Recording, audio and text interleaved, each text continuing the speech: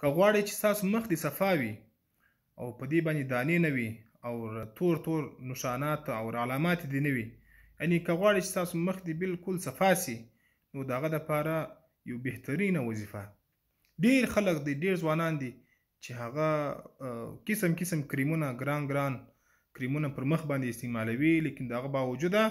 د دوی په مخ کې هېڅکله تغیر تبدل نسي را. نو نن به زه داسې وظیفه درته وښیم، د هغه په برکت سره به انشاءالله الله تعالی ستاسو په مخ کې چې کوم داغ و دانې دي، دغه تور ټپونه دي، دا به ټول الله تعالی دې څخه د وظیفې په برکت سره لرې کړي. هغه دا ده د قرآن مجید یو 3 توري دي، مسلمة لا شیة فیها. دا 3 توري چې دي دا 41 واره یعنی 41 واره دا به پر اوبو باندې یا چې کوم کریم ته لګوي یا چې کوم مرهم ته لګوي پر مخ باندې، نو دا 3 توري مسلمة لا شیة فیها 41 واره به هر ورځ پر دغه اوبو باندې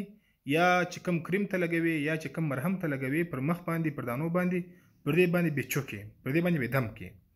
او بیا به دغه بعد د استعمال کې انشاءالله ستا په مخ کې به